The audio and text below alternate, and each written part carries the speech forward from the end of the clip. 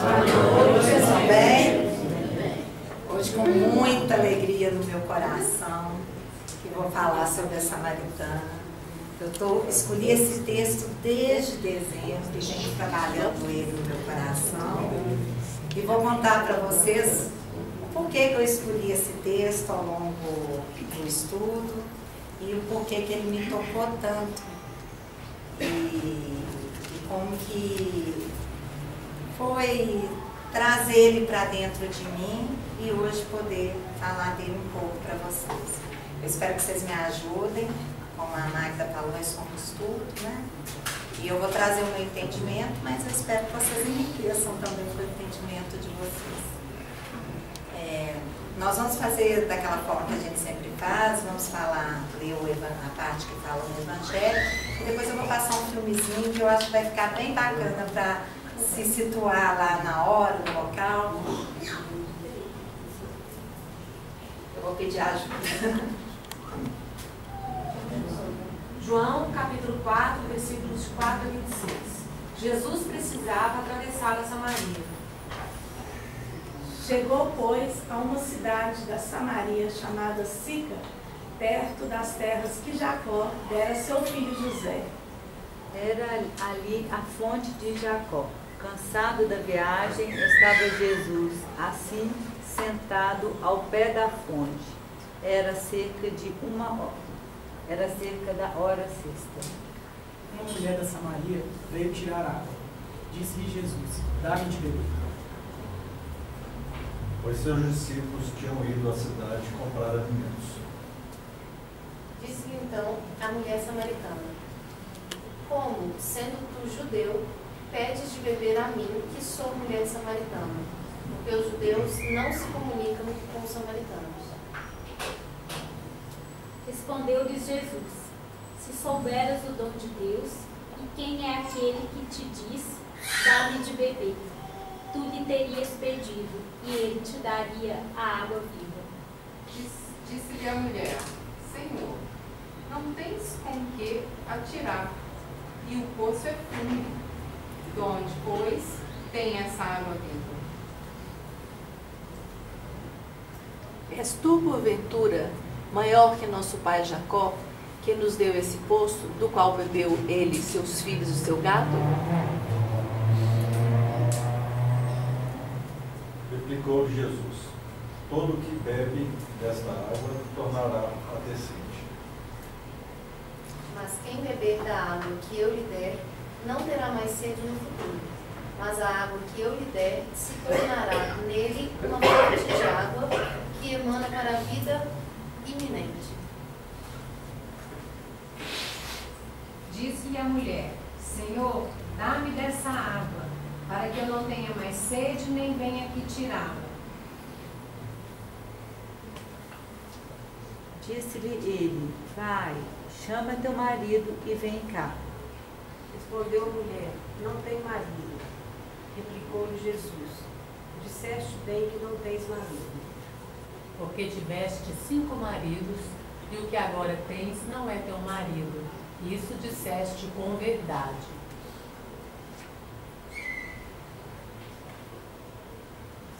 Disse-lhe a mulher: Senhor, vejo que és profeta. Nossos pais adoraram neste monte, e vós dizeis que Jerusalém, é o lugar onde se deve adorar. Disse-lhe Jesus: mulher, acredita-me, venha a hora em que nem neste monte, nem em Jerusalém adorareis o Pai. Vós adorais o que não sabeis. Nós adoramos o que sabemos, pois a salvação é dos judeus.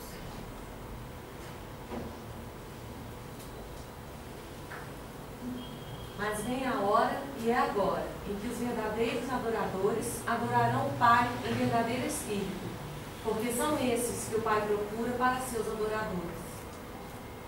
Deus é o Espírito, e os que o adoram precisam adorá-lo em verdadeiro espírito. Respondeu a mulher: eu sei que veio o Messias, que se chama Cristo. Quando ele vier, anunciar-nos-á todas as coisas. Disse-lhe Jesus: sou eu, o que que fala contigo. Acharam fácil? Vamos ver o filme, que eu acho que vai dar já uma boa abertura. Tem que ser lá?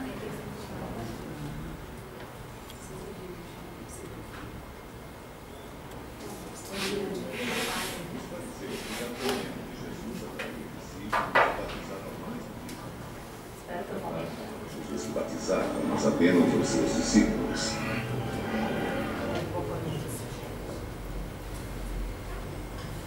Lorena, ajuda dos universitários.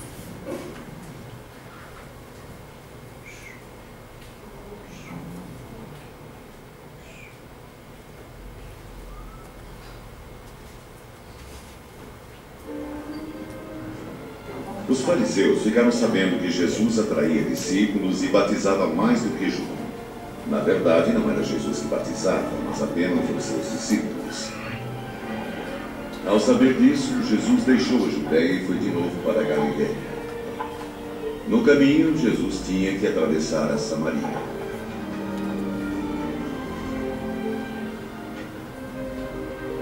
Chegou então a uma cidade da Samaria chamada Sicar, perto do campo que Jacó tinha dado ao seu filho José. Aí ficava a fonte de Jacó, e Jesus, cansado da viagem, sentou-se junto à fonte. Era quase meio-dia.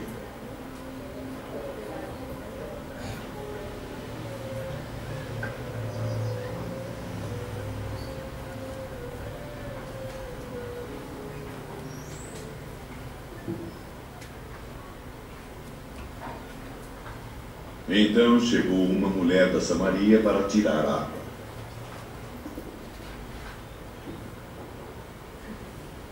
Dê-me água para beber.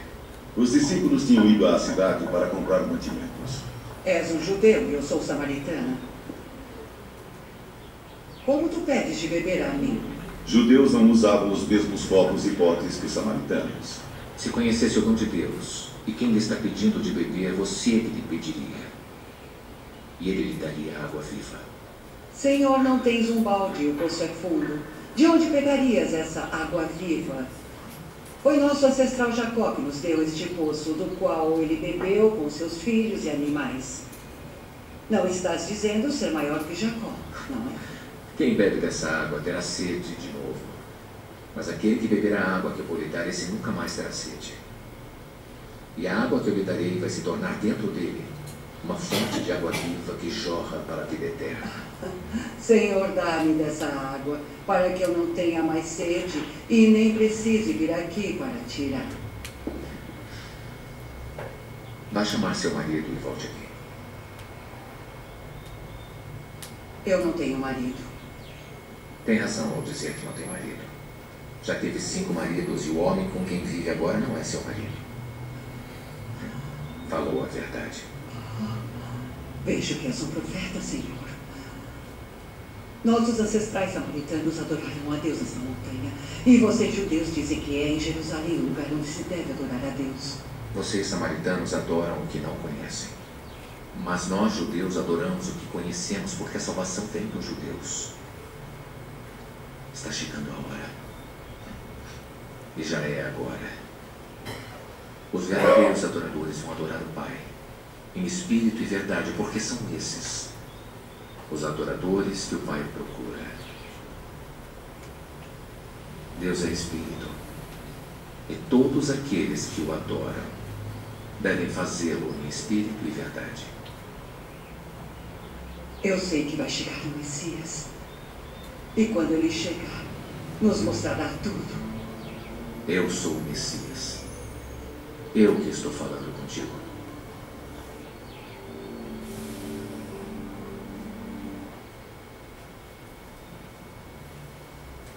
Ai, ai, tirando que eu amo esse Jesus, eu fico pensando lá na fonte. Meio-dia, encontrando com esse Jesus. Ele me dizendo, eu sou o Messias. Como é que eu ia ficar, hein?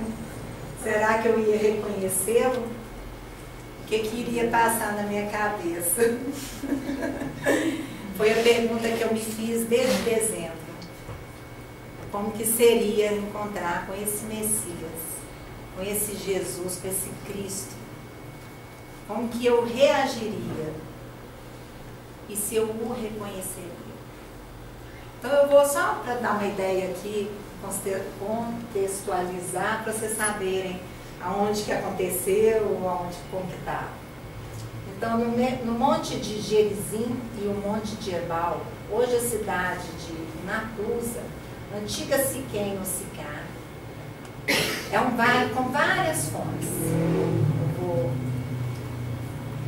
Onde está a bolinha, que a universitária Lorena fez para mim. Jesus, que vinha de Jerusalém, onde a rivalidade com os fariseus se fazia muito forte, fez uma retirada pontual partindo para a Galileia. Então ele foi para lá. Olha o tanto que ele andou, gente, 175 quilômetros. Você vê que ela fala, né, você é um judeu me pedindo água? Então é para explicar essa diferença que havia lá. Judeus evitam passar pela Samaria para ir à Galileia, a fim de evitar ataques. E aí eu vou pegar algumas palavras que são citadas no texto, só para já trazer algum significado, já para trazer um entendimento diferente e para a gente aprofundar com isso depois, mais lá na frente. Então, Sicar, que era para onde ele estava indo, que era onde estava a fonte, próximo da fonte, significa bebida inebriante. Judeia, louvor a Deus. Galileia, alguém sabe o que significa? Rodrigo, diz. Jardim fechado. Vamos ver. Jardim fechado. Samaria, alguém sabe? Que coisa, vigilância. Então, só para a gente começar a entender o texto, Samaria, a mulher samaritana, é uma mulher vigilante. E vamos continuar. Fica com essas palavras aí, viu, gente? Judeus versus samaritanos. Após a morte do rei Salomão, ocorreu a revolta das tribos de Israel. E elas se dividiram em dois reinos. Um foi o reino de Judá, destruído pelos assírios, ocorrendo, e também os que ficaram teve uma miscigenação. E depois veio o reino de Israel, invadido pelos babilônicos, e lá aconteceu os cultos pagões, que eram considerados bruxaria. É lá que é a Samaria. É por essa razão que acontece a rivalidade, porque eles eram considerados impuros por causa dessa miscigenação dos cultos pagões que eles adquiriram da cultura, que eles foram invadidos, e bruxaria. Imagina, né? Então, era ali, nessa situação entre judeus e samaritanos, que estava a fonte de Jacó. Então, novamente, eu trouxe a frase só para a gente localizar, para falar. Não vou falar a frase, não vou me prender no início do texto, para a gente ir no que eu considerei e no que eu trabalhei para mim sendo mais importante. Mas todo ele é muito lindo.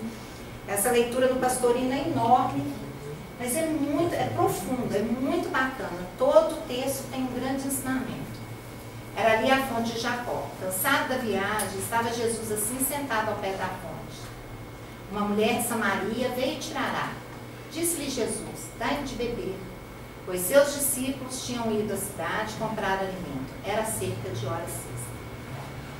Então, hora sexta, meio-dia, né? Não era o horário usual de retirada da água do poço. Imagina o calor como é naquela região, né? Se nós aqui já estamos nesse horário quase morrendo, imagina meio-dia lá como que não era.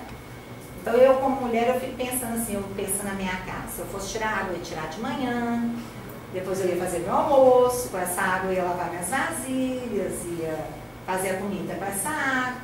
Talvez mais lá de tardezinho eu voltasse para pegar mais um pouquinho de água, fazer meu jantar, lavar minhas mãos. Menos meio-dia, né? O clima era quente, seco, fazia com que as mulheres buscavam água em outra hora. Então, ela sofria de preconceito por ser mulher, discriminação dos judeus por ser samaritana e dentro da própria comunidade por ser considerada uma pecadora imoral. Eu trouxe também esse detalhe que o poço era profundo. Gente, quando eu li isso, eu fiquei muito tocada, pensando nessa mulher, naquela época, 2000 anos atrás, né, 2016 anos atrás, ela considerada discriminada dentro da própria comunidade, pecadora, imoral. E eu comecei a pensar o que é que ela podia ter feito para ter sido considerada assim, né? E ele fala depois dos 5 maridos. E eu trouxe isso muito para a minha vida, porque eu saio de um segundo casamento hoje. E eu tenho uma busca real de encontrar um parceiro, eu tenho esse desejo da minha alma. Mas aí eu fico vendo na minha trajetória da minha vida até agora, como que eu fiz essa busca, o que eu construí para mim, como que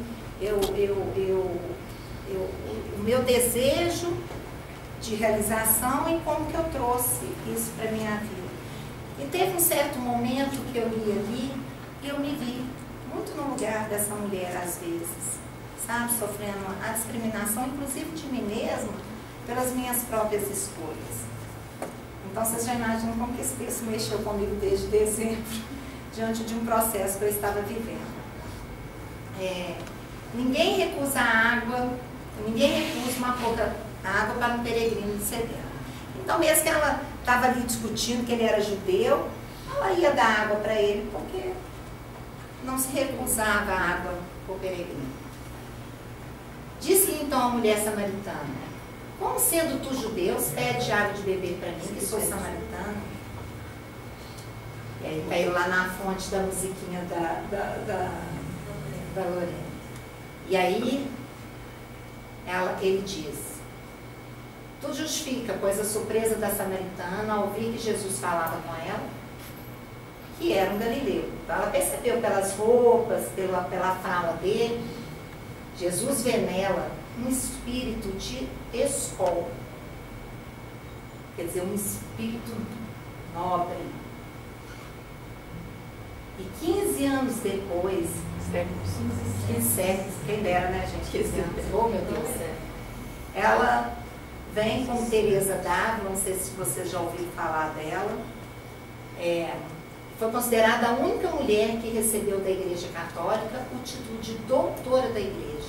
A doutora Seráfica, uma das maiores místicas que honraram e dignificaram a raça humana no Ocidente.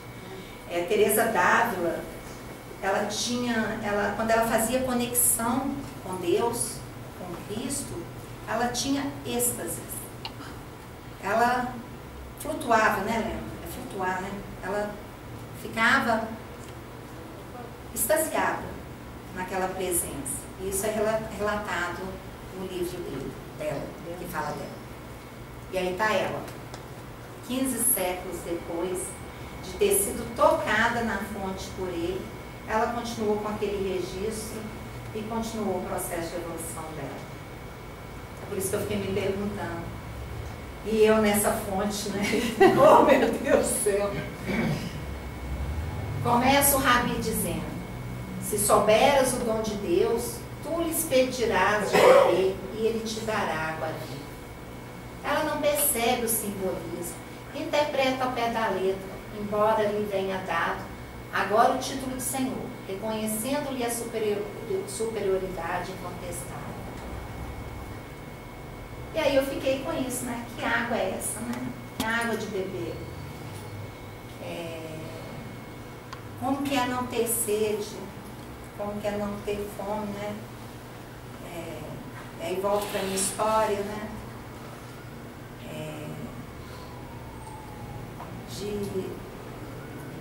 De querer que o mundo sacie os meus anseios. E talvez não seja isso, né? Talvez seja outra coisa que a gente vai falar mais lá na frente. Mas ela já chama ele de senhor, né? Já reconhece algo. Disse-lhe ele: vai chamar teu marido e vem cá. Respondeu a mulher: não tenho marido. Replicou-lhe Jesus: disseste bem que não tens marido, porque tiveste 5 maridos, e agora o que tens não é teu marido. Isso dissestes com verdade. Admirada, confessa a samaritana: és profeta. Adivinhou, né? E aí, gente? Na verdade, não é uma adivinhação, ele lê nela, né? Falou bem. Não tem adivinhação. E aí, gente? Quem é esses 5 maridos? Sentidos. Quem são? Quem são? Sentidos. Também. Vamos, gente, vamos arriscar. Quem são esses 5 maridos? Hã? O problema é que esse marido já tem dono. Esse aí já tem doninho. Doninha. Vamos, gente, vamos arriscar.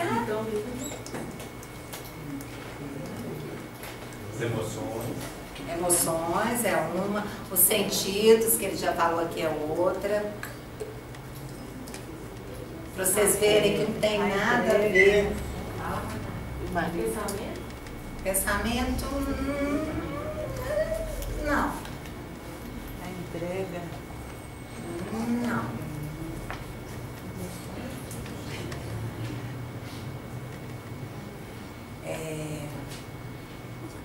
O corpo, as sensações, as emoções, o intelecto e o espírito.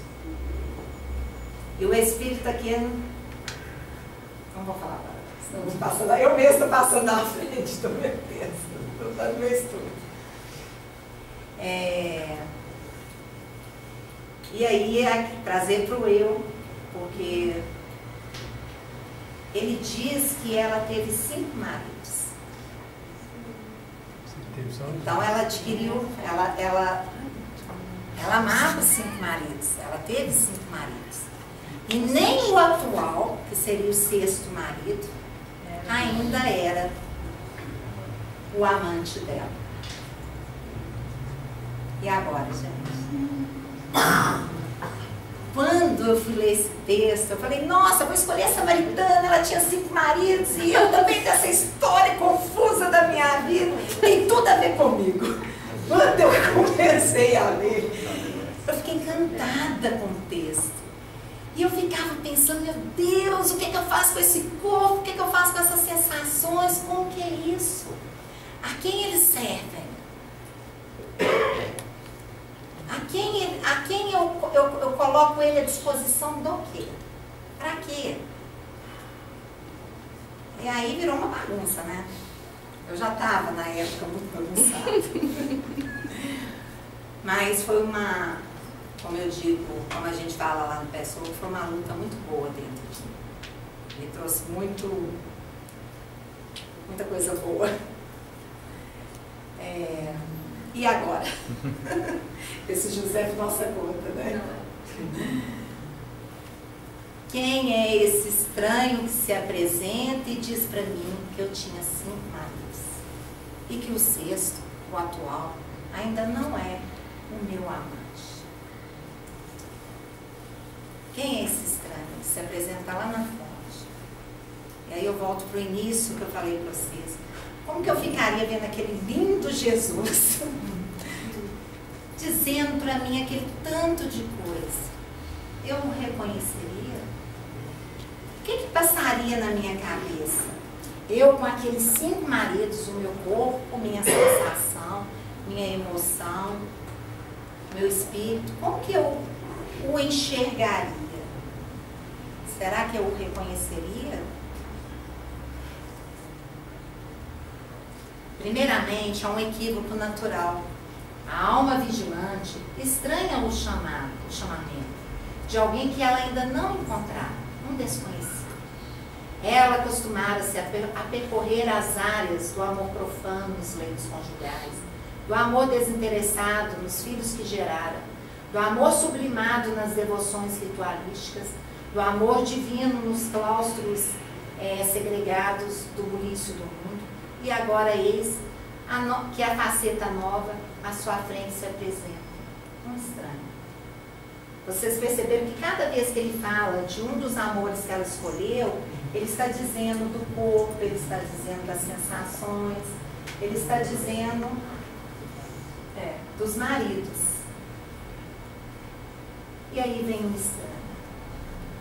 E diz para ela que aquilo ainda não era. E aí, de novo eu volto, pensando eu lá naquela fonte com aquele estranho. Qual é a água que tem bebido em minha vida? De qual fonte vem? E se existe fontes diferentes do qual eu bebo essa água?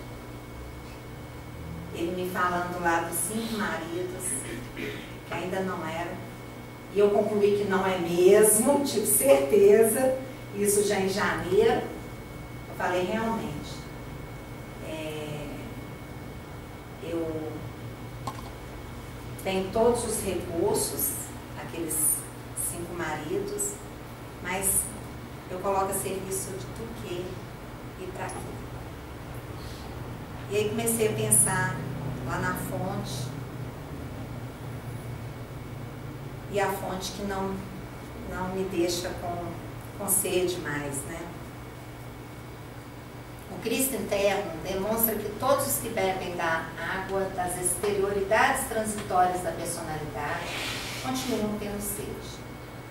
Apenas aquele que se une a ele, que o conhece, só esses é que jamais terão sede, porque nessa alma vigilante surgirá uma fonte perene de água viva, que virá do fundo do poço.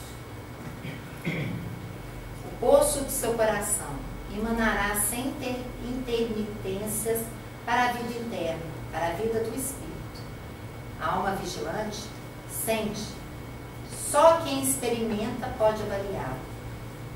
Então, pede ansiosa, igual um mendigo do espírito, que lhe seja dada essa água, para que ela jamais sinta solidão, jamais volte a ficar sedenta de amor. Eu arrepiei quando eu vi essa parte, porque eu sempre lembro, cada vez que eu faço um estudo, eu lembro a primeira vez que eu cheguei aqui no Ismael, sabe? Sedenta de água, sedenta de um alimento espiritual, sedenta de viver algo que não fosse esses 5 maridos, sedenta de experimentar algo novo, que me desse mais substância, né? Aquele alimento que me deixasse bem. E aí é tão interessante, né? Passo uma quarta, eu venho, busco alimento, chega a sexta, eu já preciso de novo. Então é um alimento e aí que eu preciso, que ele me dá a força de seguir na vida e olhar o meu mundo de uma forma mais espiritual.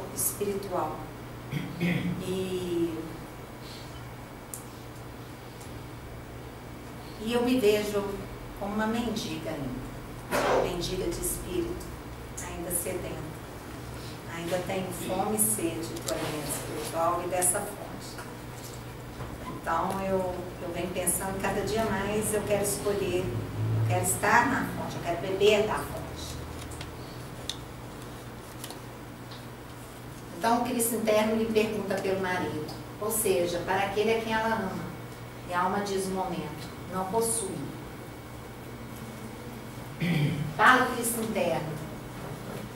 Então olha que, fala o Cristo interno. Então olha que quando o pastorino já começa a falar aqui, ele já começa a dizer, não daquele Cristo que estava naquela fonte, mas daquele Cristo que já é dentro pois tiveste 5 maridos e o atual ainda não é teu. Realmente, pelo caminho da terra, a alma vai desposando numerosas crenças, que acompanham a alma desde o início. Ela tivera 5 crenças, e a sexta, que é a religião, não era legítima, a verdadeira. O marido real e legítimo seria o 7º, o amante perfeito. Ele mesmo, Cristo interno, representado pelo judeu. Jesus, com ela, mantinha uma conversa amorosa, tentando conquistá-la. E aí eu fiquei pensando, quando é que aquele Cristo dentro de mim vem e tenta me conquistar. E você sabe que o 7 é um número perfeito, né, gente? É um número do Cristo. O 5, eu gosto muito de numerologia, o 5 é o número da liberdade. E o 6? O 6 é o número da casa, de volta para casa. E 6 aí, ele está dizendo que quer dizer a religião. A religião. É quando eu esposo a religião. Exato. Tem como consorte a religião? Hã? É quando eu me caso com a religião. Mas ele fala mais lá na frente que o casamento da religião é que leva ao 7. O matrimônio com a religião é que leva ao matrimônio. Exatamente. E ele fala mais que o 6 ali é uma representação da mente. Seria o caminho? O caminho. Ele não fala disso aqui no texto, mas eu me atrevo a dizer que ele também diz dos nossos 7 chakras.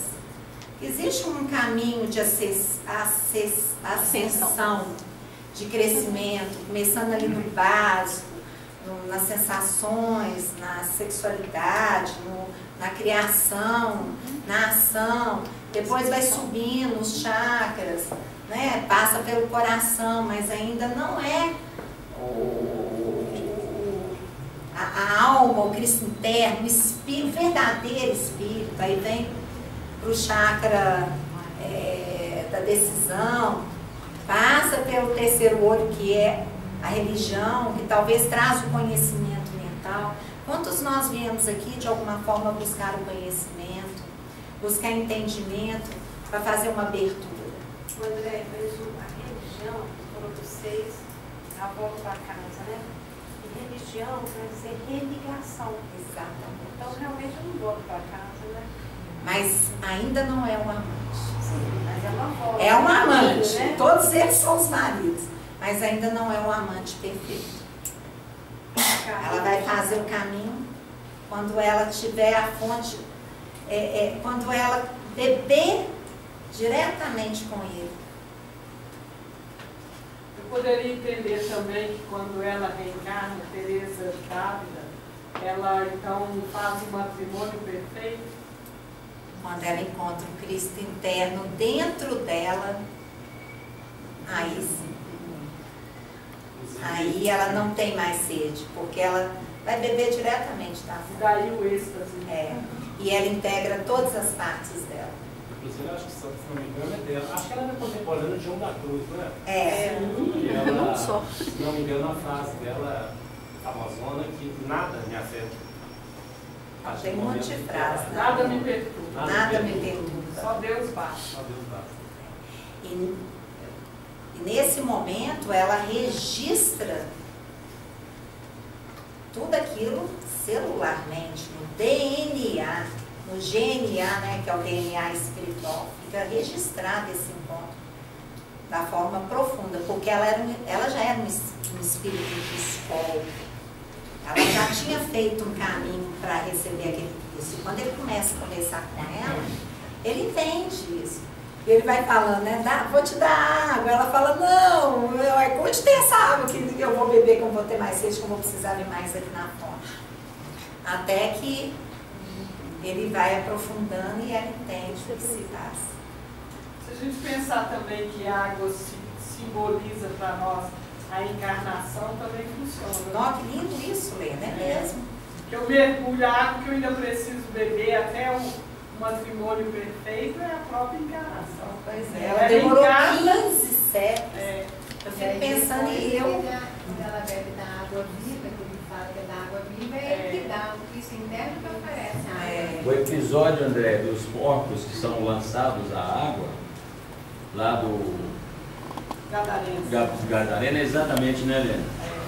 Ser jogado na água é exatamente jogado para renascer. É mesmo. Isso é lindo. Realmente, 15 séculos depois ela conquista. Mas lá na frente está um pouco mais sobre isso. Todos os 5 maridos eram falsos no sentido transitório e ilusório. Quer dizer, lógico. Então, o corpo, sensação, emoção, intelecto. É só um meio, né? Mas é uma ilusão. Não somos nada desses pontos, né? O próprio 6º marido, a mente, que levara, olha só, a mente que a leva a mergulhar no coração, no poço profundo, 39 metros, nós buscamos informar, na busca do Cristo. Então ela faz um mergulho dentro dela. Esses maridos ajudaram ela, lógico, até que ela consegue fazer um mergulho dentro dela e reconhecer esse Cristo interno, esse eu profundo, e poder dizer, e pode dizer verdade. Então, na busca do Cristo, esse mesmo não era legítimo, quer dizer, o 6º marido, pois só a centelha divina, o eu profundo, é que pode dizer esse verdadeiro. Então a alma iludida ainda pela aparência indaga a respeito da verdadeira crença. E aí por isso que eu trouxe sobre a questão dos samaritanos e os judeus. O caminho é dos judeus. Eu fiquei pensando na hora que eu li, falei, como assim que o caminho é dos judeus, uai? E ele fala isso no texto quando eu li. É porque ele era um judeu. Ele quer dizer dele. Através do enviado, Jesus de Nazaré. Mas logo a seguir esclarece, nenhuma crença, nenhuma religião poderá salvar quem quer que seja. Então não é pelo 6º marido. É só um meio, né, Helena? Eu posso dizer que é só um meio. É um caminho. É um caminho. Mas não é lá que eu ainda vou ficar. O Pai procura com ânsia aqueles que o amam em verdadeiro espírito, sem nenhuma interferência material. Ai, gente, eu achei isso tão lindo, eu achei isso tão maravilhoso quando eu li, porque o Pai procura com ânsia, mas ele procura aqueles que o amam em verdadeiro espírito, sem interferência material, nem sensitiva, nem emocional, nem intelectual, nem mesmo espiritual religiosa.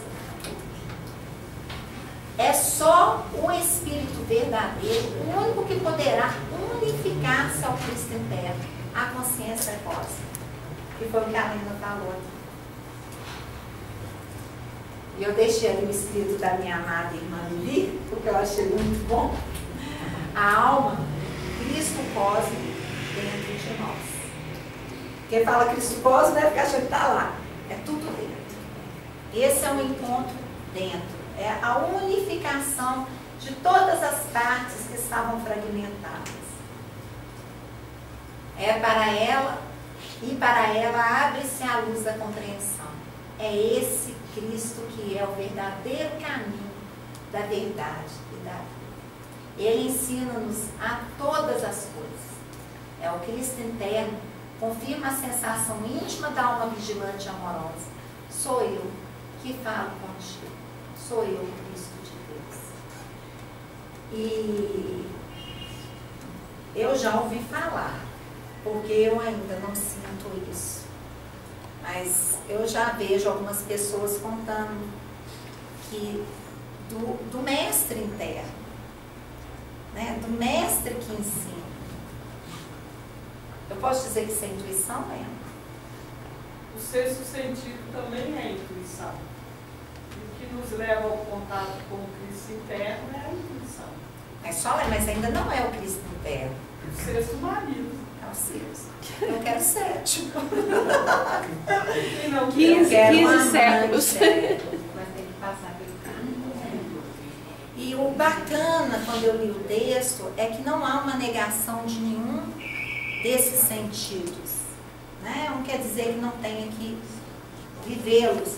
Mas ele mostra que existe, assim eu entendi, que eu posso colocar um sentido nessa, escolher como vivê-los, de que forma vivê-los. Eu falei isso muito para mim, a serviço de quem eu coloco esses maridos que eu tenho, como que eu me limpo, como que eu cuido das minhas crenças. E quando é que eu consigo parar e perceber esse Cristo dentro de mim, que ainda não está unificado. Um dia vai ficar, né, gente? O amor que se expande no coração da alma vigilante, olha só o que acontece nesse encontro. O amor que se expande da alma vigilante não permitiu, atingiu a completa felicidade, que pode uma alma humana suportar. Quando eu vi isso, eu falei, opa, então deve ter mais que isso, hein? Porque aqui ele frisou que pode uma alma humana suportar. Encontrou o caminho definitivo, a alma gêmea da sua alma. E a união é total e absoluta por todos os séculos, liberta já de toda a sede. E eu falei, gente, como que eu tenho sede ainda? Sede de viver ainda esses 5 maridos. Eu reconheço que eu ainda os amo.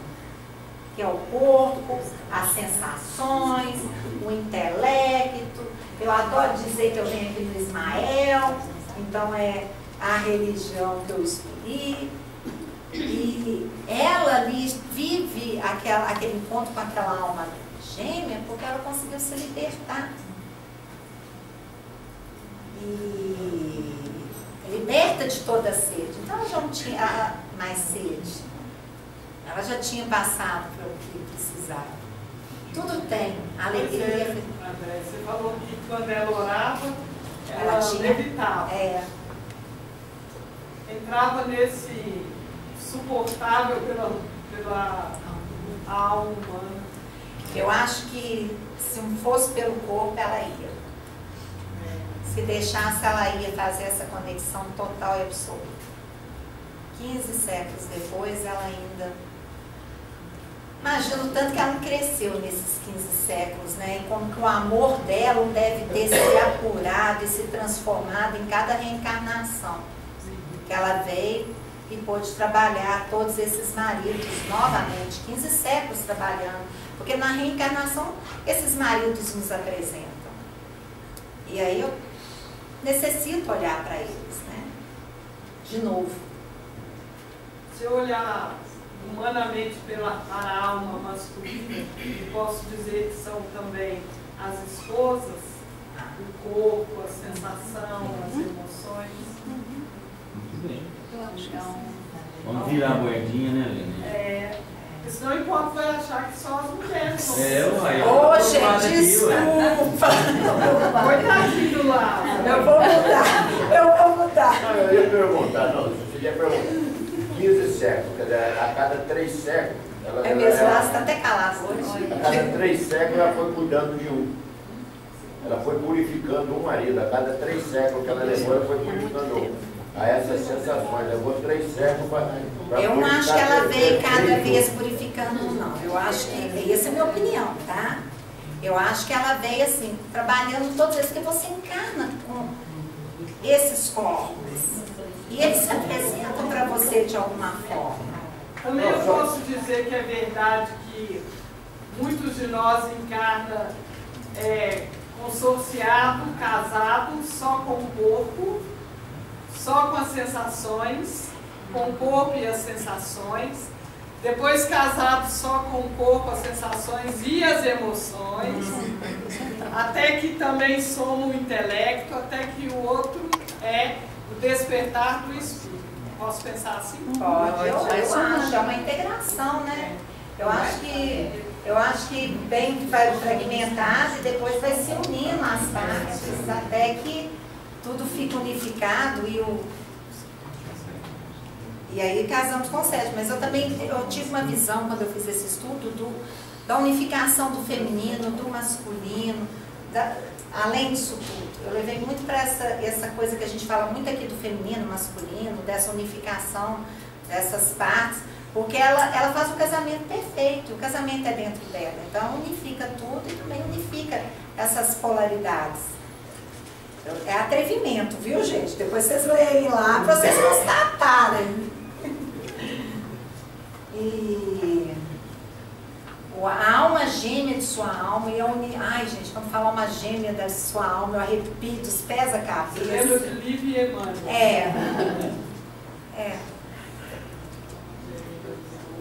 Ai, alma gêmea total e absoluta por todos os séculos. Liberta já. Para de conversar. Ela fez o estudo dela, para. Eu vou falar junto com o Lázaro, já ia brincar aqui. Quer dizer que Teresa de Dávila entrava em êxtase quando orava. A Andréia, quando estuda, o espírito entra e suspira. Gente, eu gostaria de ter a capacidade de passar tudo que eu vivi esses 3 meses com esse estudo.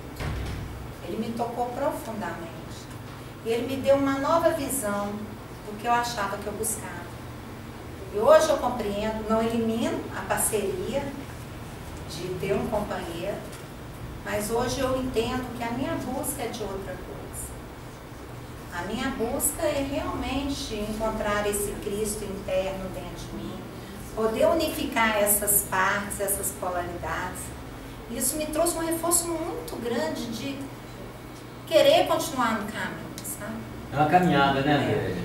Esses 2 meses foi um processo com esse estudo. Toda hora eu me via, eu falava, já vai a mulher com 5 maridos. Pra onde eu ia, eu já lembrava. Meu Deus do céu, onde que eu vou tomar água hoje? E muitas vezes eu escolhi a água das sensações mesmo. Muitas vezes eu escolhi, era outro poço que não fosse essa que ela foi lá e encontrou com Deus. Mas pelo menos eu ia com consciência. Falava comigo, André, já vai para sensações, hoje é dia de dançar. E como que eu vou encontrar o Cristo lá, né? E é isso. Mas eu vejo hoje que o caminho, pra mim, por isso que hoje eu estou falando eu e já é que aqui é como para falar mesmo eu, né? Então eu vejo que o caminho é esse, tomar consciência, ver quando é que está lá a serviço do que eu estou usando aquilo que eu disponho, que são esses maridos todos. E eu vejo tudo como um grande caminho, sabe? O amor que se expande do coração. Até perdi, gente. E a alegria, a felicidade, o amor que é Deus. Permeando-lhe já agora, conscientemente, todas as células. Já era então a hora 7. A perfeição total e absoluta. E deixa encontrar alma vigilante, se recordaria e reviveria ainda 15 séculos após expandir seu amor. Então ela ficou 15 séculos ainda aprendendo e expandindo seu amor. Eu fico pensando hoje como que ela deve estar, né? Mas já está. E aí, gente, voltando aquelas palavrinhas lá do início, eu achei o máximo ele fazendo a emenda. Saindo então Jesus da Judéia, que é louvor de Deus, dirige-se para o jardim fechado, que é a Galileia, mas quis atravessar o monte da vigilância, Samaria, e nessa vigilância chega e fica inebriado. Quer Sicar de amor, já na região da fonte, o poço, que é o coração, né? O vencedor Jacó dera ao seu filho, isso é, a quem Deus amou. Vocês acham que fecha? Eu achei muito bacana quando ele faz a interpretação das palavras. É uma visão romanceada, elevada, né? É. Não, e eu trouxe todo o texto, não ia dar tempo de eu falar. Vocês até me desculpam se eu fui meio acelerada mais que a minha amiga Lorena. Você vê a gente estudando, era uma piada. Ela já pensava lá no fim. Mas foi muito bom ter estudado com ela. Mas o texto é muito bonito. Ele fala realmente de uma forma romanceada, ele fala poeticamente. Quando eu entendo, eu fico pensando, pastor,